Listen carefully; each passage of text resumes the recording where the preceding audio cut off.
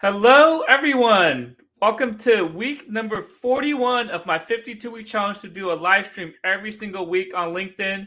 This week, I'm doing something different. I'm doing an Ask Me Anything. So put in the comments, ask me any question you ever wanted to ask me, and I will address it.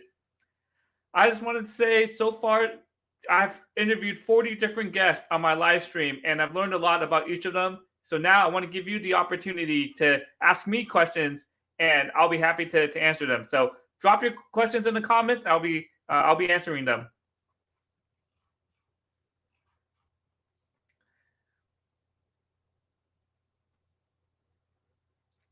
So I do have some questions here from Rady. We just connected literally 10 minutes ago, and I said I'm doing a LinkedIn Live. So if you want to get to know a little bit more about me, just send me your questions here. So I'm going to highlight a couple of her questions, and I'll address them here.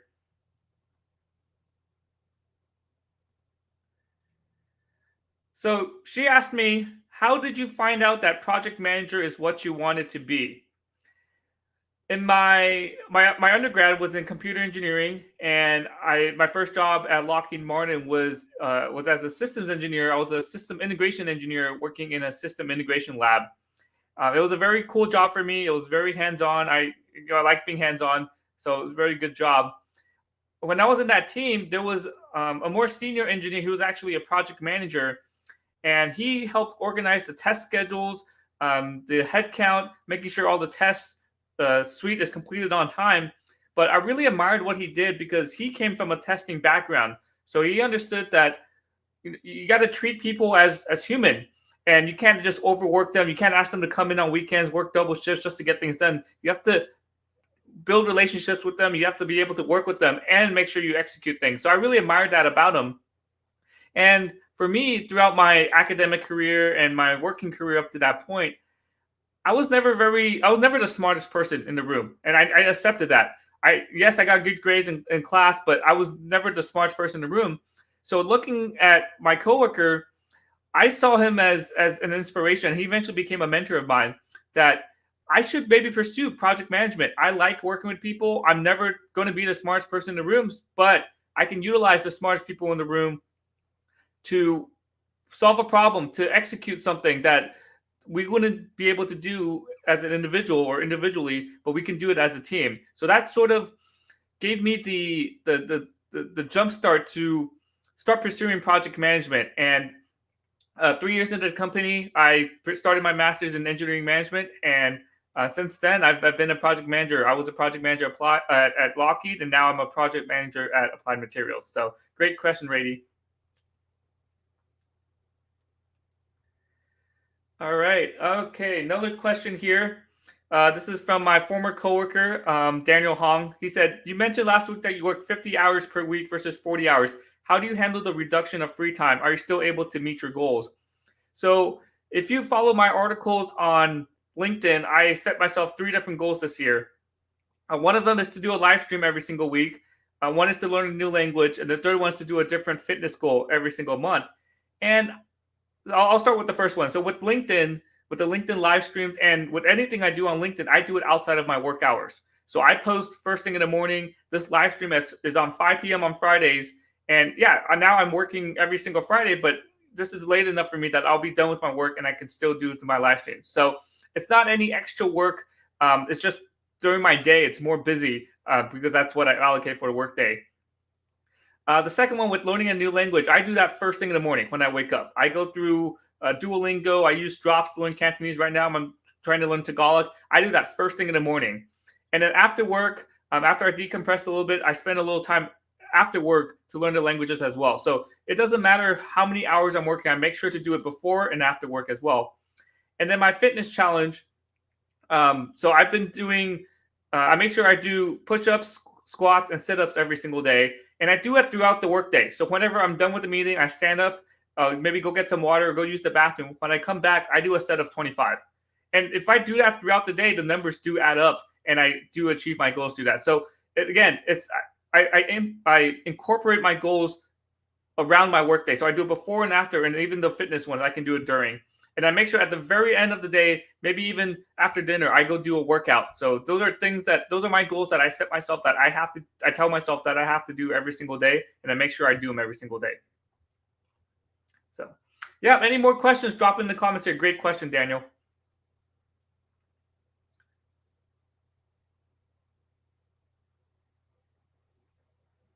Okay. So here's a great question from Rady. How do you handle pressure?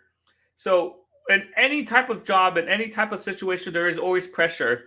And for me, and I'm gonna use the word stress, right? Because with pressure, it creates a lot of stress in us. I look at it as a perspective of that stress or pressure is temporary. Because yes, you have a deadline. Maybe you feel pressure to finish a project on time. Maybe you feel stressed that you have 3 midterms next week. But it's temporary. You just have to know that I have to get through this week. I have to get through this month. And after that, then I'll be completely done. And another thing that I like to do is just look back. Look back at what challenges have I gone through. I've gone through 3 midterms in a week. I've gone through taking 3 finals on a single day in school, for example. I've had to cram to finish this project on time. But I was able to finish those things. That stress is temporary. So once you finish, or that pressure is temporary. Once you finish whatever you're working on, you can feel a lot better. So I think just by looking beyond the finish line and knowing that it's temporary, once you get past that finish line, you'll feel a lot better when you complete everything.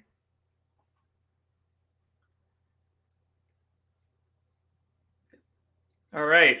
Andrew, so he asked, I know you recently changed which languages you're studying. Can you explain why, if it's not too personal? So Andrew, just putting a plug in for you. You do the multilingual Monday meetup, so make sure you connect with Andrew. He gets a bunch of people into a networking event, and people get to practice their different languages here. So for me, I recently started learning Tagalog this week, and I decided to stop learning languages on Duolingo.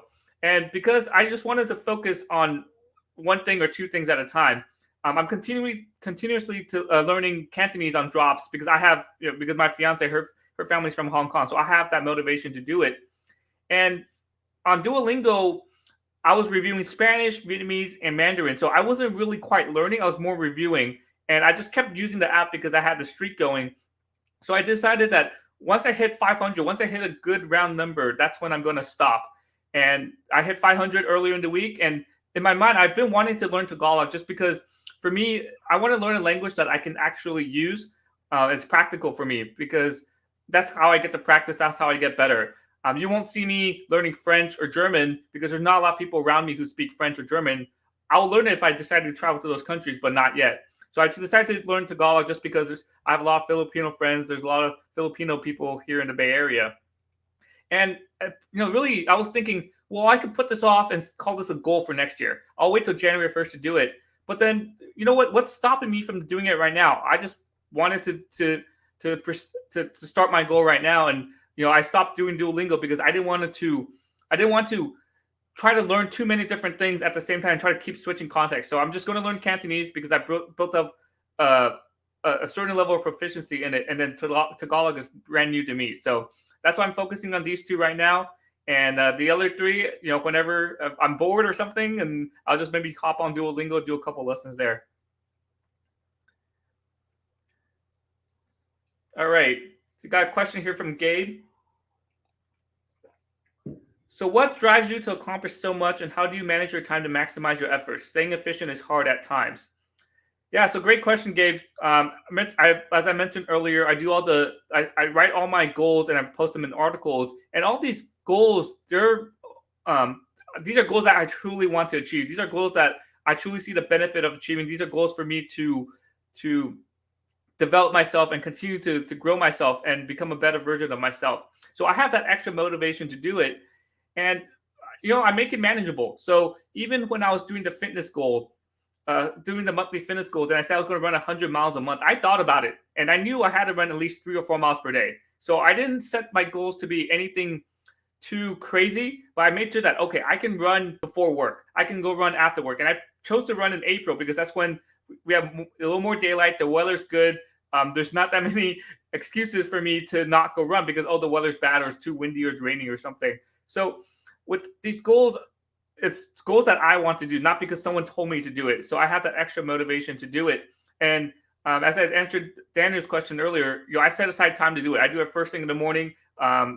Maybe the workouts, I do it throughout the day, and that's how I make sure I'm efficient to doing it to achieve all my goals. Just by making sure I block off time, it's a priority for me. Making sure to get it done first thing in the morning. All right. Any more questions? You guys can drop it into the comments here. Great questions so far.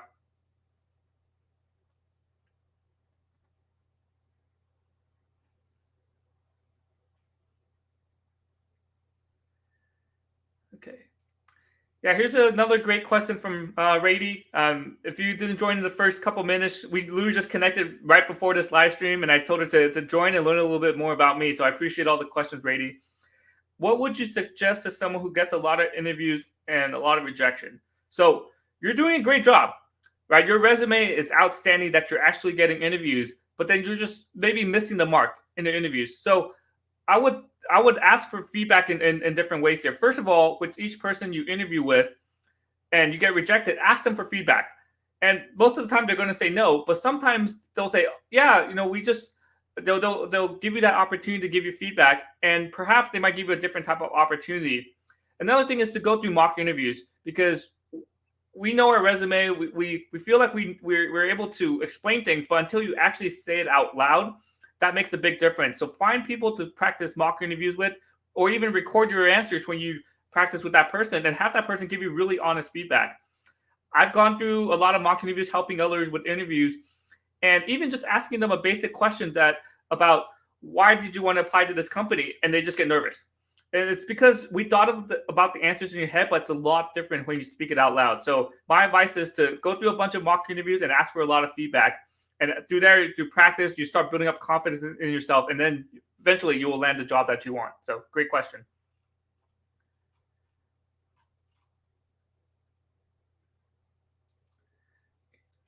Yeah, okay. Here's another question from Andrew. Do you have any goals related specifically to your new job? So I've been in this job for a month now. I would just say some overall goals is just to learn as much as I can. And I've been learning a lot so far. I've been drinking from multiple fire hoses. This is my first time working in the semiconductor industry, so everything's brand new set of acronyms, brand new set of terms. So I've been learning a lot. And throughout my interviews, as I was talking to all the different interviewers, managers, peers, things like that, and I started asking them, what are your goals for me in this position the first month, the first 6 months, the first year from now? And from there, I was able to figure out the mission. I was able to figure out the goals of the organization. So now my goals are aligned to the goals of our group, to the company overall as well. So, I don't want to go into too many details about what the company goals are, but my goal for me is to make sure we meet those goals. And I'm doing everything I can right now to learn as much, and to even ask, how can I support this goal? What can I do right now? Can you give me more assignments? Can you give me a stretch assignment to be able to meet these goals? So just overall, learn as much as I can and make sure we meet our goals as a group and as a company. All right, let's see if there are any more questions here. Just want to say hi to a couple people. Hi, Damon. Hi, Sherry. Hi, Manuel. And, hi, Kenneth. Again, thank you for supporting my my live streams here.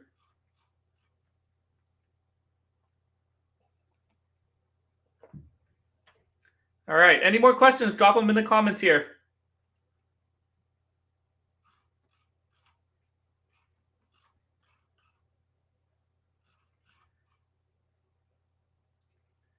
Okay. Here's another question from Daniel Hong from Lockheed. What are your favorite things you learned from your leadership development programs? So for some context, I was part of the engineering leadership development program at Lockheed. It's a 3-year leadership development job rotation program, and it was an absolute great experience. I'll talk a little bit more about the story about my rejection. I think that's one of the questions that came up earlier.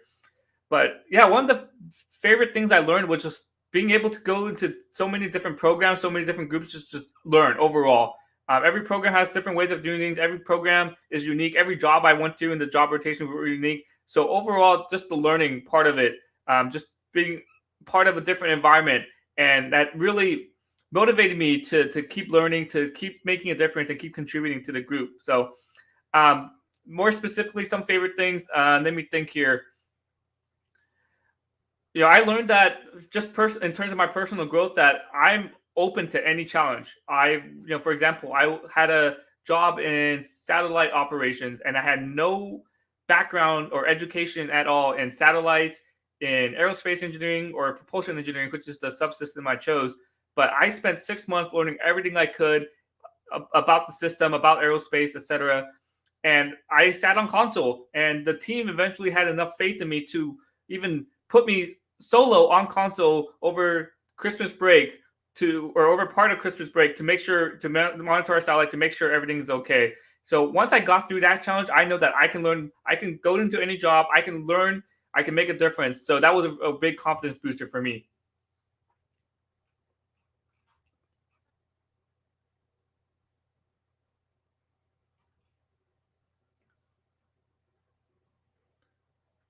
Yeah. And then I'm going to tie it to that same story to Rady's question here. Have you been in a situation where you have converted a rejection into redirection? If so, how? So, Rady, make sure you're listening here. I think this is a story I really like to tell. And so that engineering leadership development program I mentioned earlier, it's a very competitive program. It has an acceptance rate of about 15, 20%. And I applied to this program 2 years into Lockheed, but I didn't make it. And I was really, really bummed out because the people that made it that year, that into that cohort, were some of my really good friends. I really wanted to be part of that same group with them.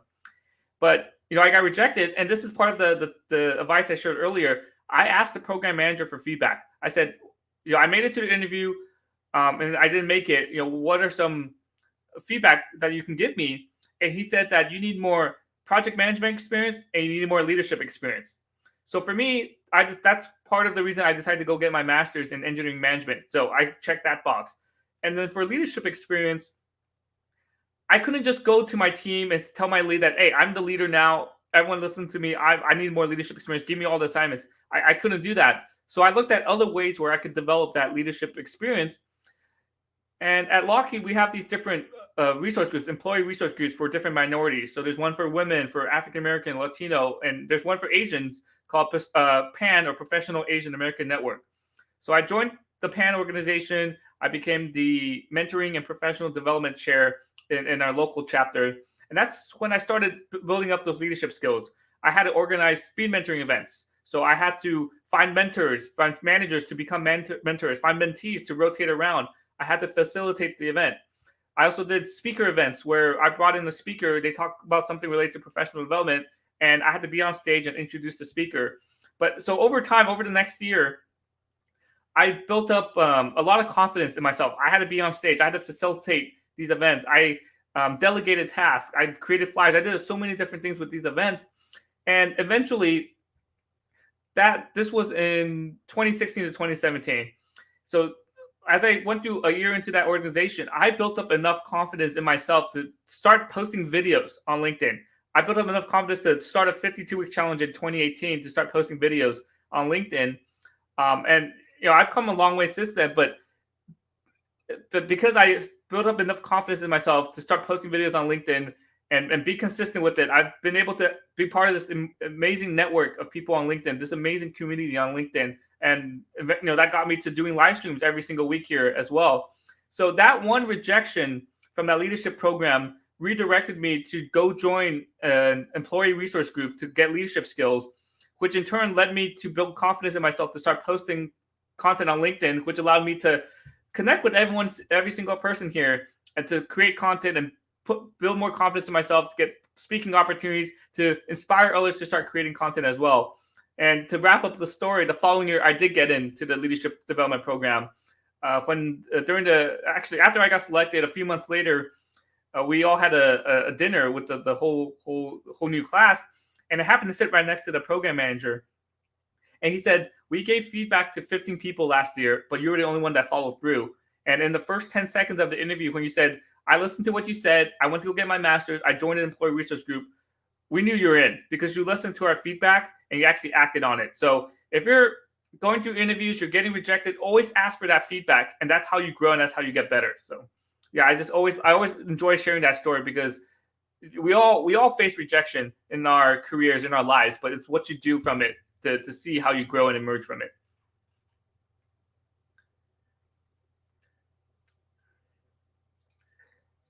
Hey, Philip, thanks for joining the live stream. Hey, you're going to be a legend as well. I see you're being consistent with your live streams, so keep it up.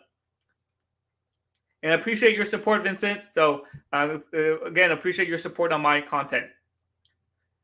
Any more questions you want to ask me? It doesn't even have to be career related. It could be personal. Drop it in the comments and I'll answer it.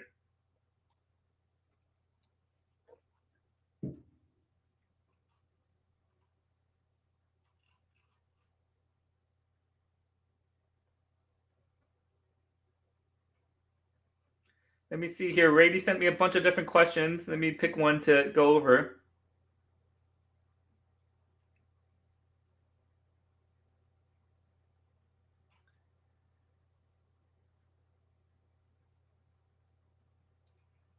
Yep.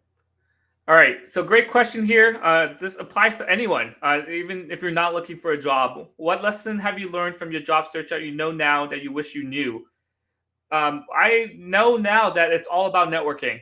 It's all about putting yourself out there because the best opportunities come to you rather than you finding those opportunities.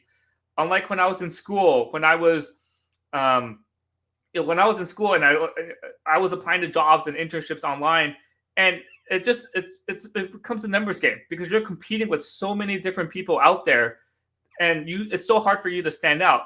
So that's why I advise people to make sure your LinkedIn profile is optimized. Make sure it shows what type of opportunities you're looking for. Put yourself out there, put content out there, build a network because with the people you're connected with, you're networked with, yes, you may not need their help right now, but you never know when you need their help in the future. So always connect with people, always build those relationships. And my current job right now at Applied Materials, I wasn't actively looking even at Applied Materials or even actively looking for a job. A recruiter messaged me on LinkedIn and said, we have a position open here. Are you interested? If you are, send us your resume. And I even approached it as, okay, I'll send you my resume. If you like it, we'll go through some interviews. It's good interview practice for me because it's been a couple of years since I went through an interview. And there's a lot I've done over the last 2 years that I need to practice on and practice interview questions on. And just long story short, went through a series of interviews and I was able to get the opportunity. So with your job search, again, you want to always be networking and you always want to put yourself out there and brand yourself in the right way. So opportunities will come to you rather than you trying to seek them.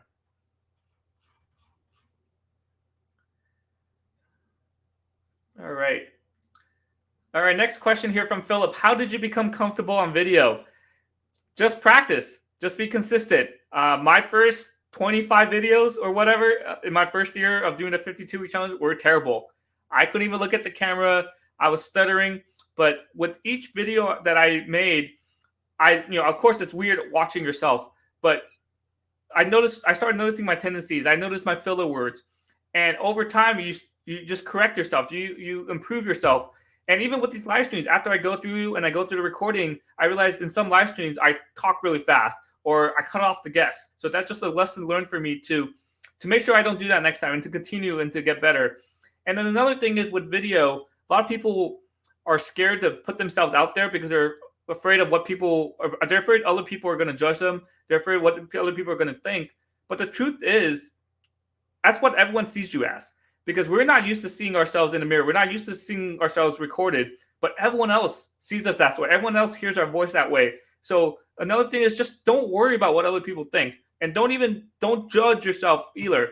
Just put yourself out there and see what happens, because you don't want to start coming up with self-doubt or negativity, and that's just gonna or discredit yourself, and that's just gonna prevent you from putting yourself out there. So again, don't worry about what other people are going to think, because that's exactly how they see you already, and just take that leap of faith to start posting videos on LinkedIn. Okay, question here from Sherry. What's the best advice for people over 60 trying to get back into the workforce? I would say highlight your experiences. And again, it's, you don't want you highlight the variety of experiences you've had, right? If you're 60, you've been working for decades. You've worked probably in a lot of different industries. You worked with a lot of different type of positions. So instead of discrediting yourself when you're applying for a job, saying, "Oh, I'm too old for this," or I don't have the right experience. You have to spin your experience or your skills into a way that is applicable to the role. So even something as basic as communication, customer service, um, things like that, you can spin it in a way to make yourself relevant for the role. And I think just by having a passion for it, passion for the job you're applying for, passion for the company, and just passion in what you're doing, and that will go a long way. So find your strengths and highlight them in the interview rather than finding your weaknesses and trying to discredit yourself because of that. So focus on your strengths there.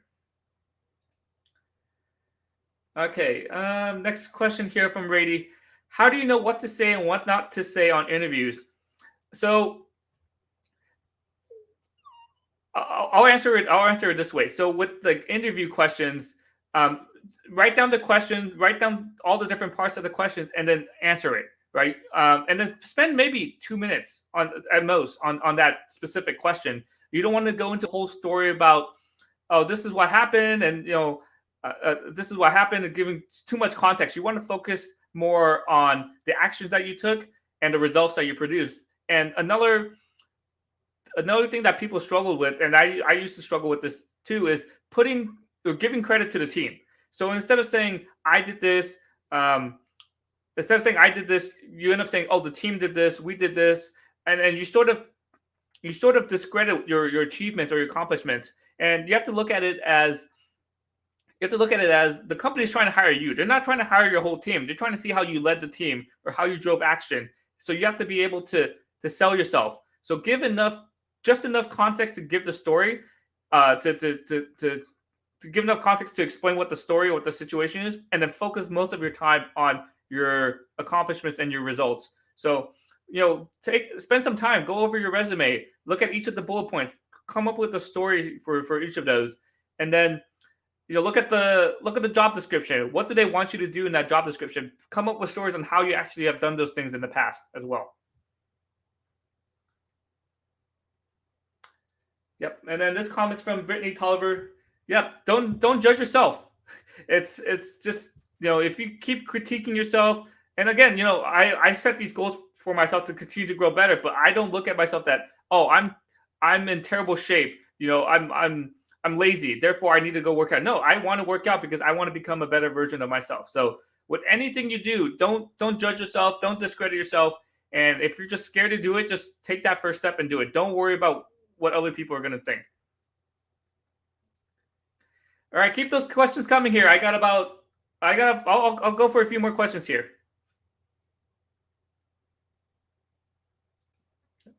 Appreciate the comment, AJ. We just connected recently as well. Appreciate your support and comment here.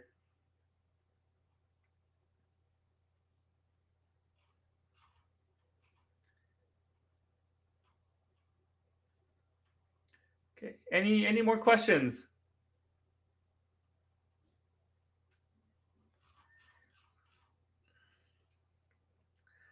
Oh, what's my favorite food? Good question, Philip. Put your favorite food in the comments, and let me give me a second to think here.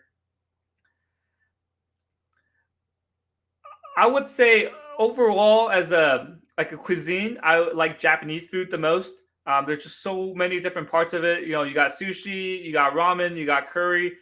So overall, I love Japanese food. I was able to go to Japan about 4 or 5 years ago, and I didn't have a bad meal at all. So I really, really enjoyed the food. So I'm always down for Japanese food.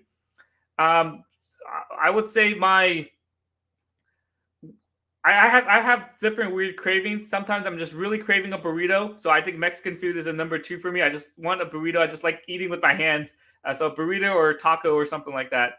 And maybe a guilty pleasure item of mine is mac and cheese. I just don't know what I like. What is it about mac and cheese? Maybe it's just a good cheat food, but I always enjoy a good mac and cheese. Okay. So, all right, great question, Robert. And I know you do a lot of live streams as well. What do you do if the other party on your live show is not very interesting?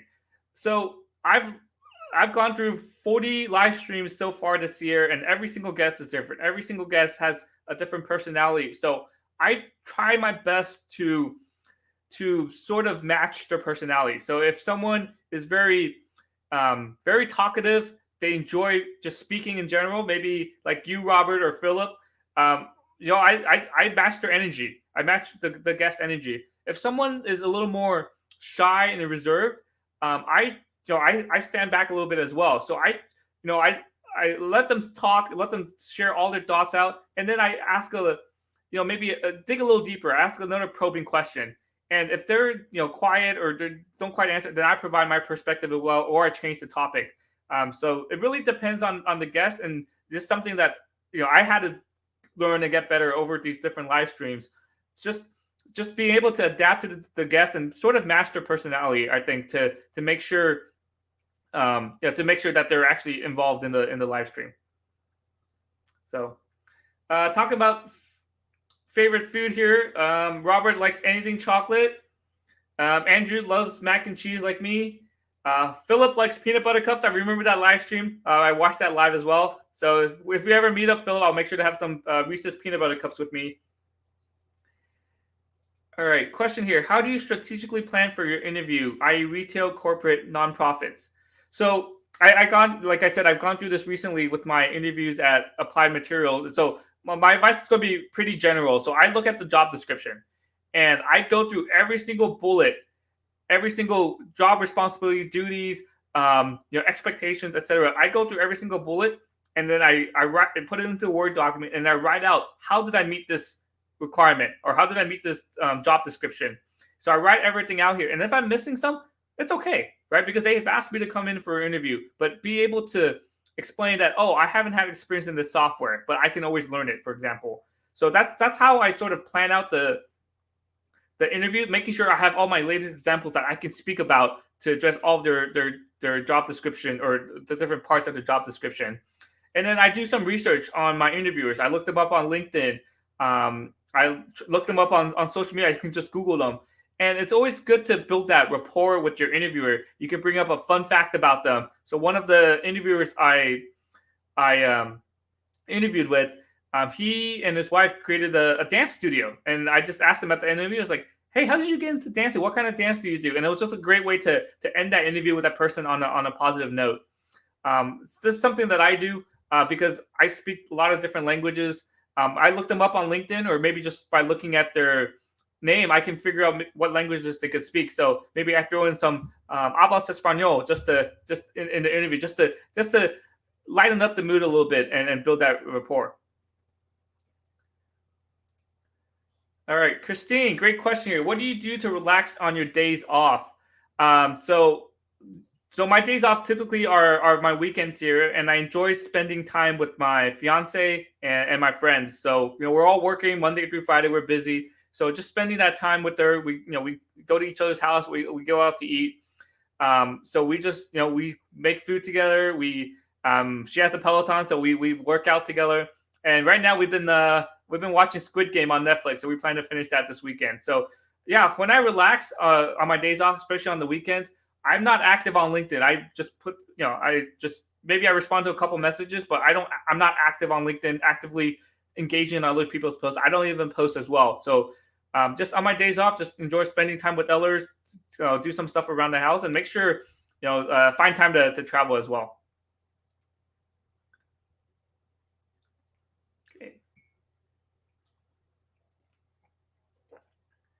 All right. Any last questions here? This has been it's been a lot of fun. I really enjoyed all the questions and all the comments so far. So I appreciate everyone for asking these questions.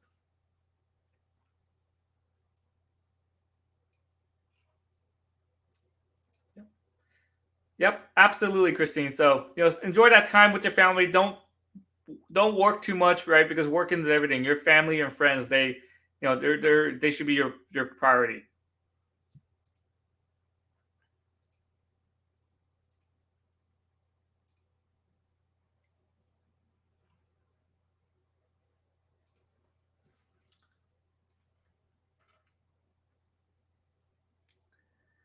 Okay. All right. I think this might be. Oh, okay. Let me do this one first, and then I'll answer Philip's question. What do you think of humans going to Mars? I think it's amazing. Anytime you get new innovation, you challenge yourself to do something that's never been done. I think it's just amazing. It's definitely very logistically it's very complicated. I think it's a 6-month journey to go there. It's a lot of isolation, a lot of solitude, a lot of radiation. But I know Elon Musk is trying to do it. I know NASA is trying to do it. A lot of people or a lot of companies are trying to do it. But I'm all for it. It's amazing to see this innovation, to do things that we never thought was possible, and actually carrying through it. So I think it's absolutely amazing.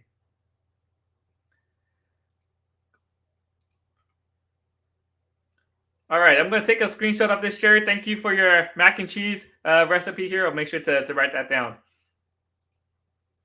Okay, I think I'm going to end the live stream on this question here, or from Philip. If there's anything that's sneaking, I'll try to answer it, but I'll try to end on this one. What is one piece of advice you can give us? And I think I covered this a little bit earlier, but it's just, don't worry about what other people think. Don't worry. Don't critique. Don't judge yourself too hard. Just go out and do it, and just take that first step. And you never know what's going to happen.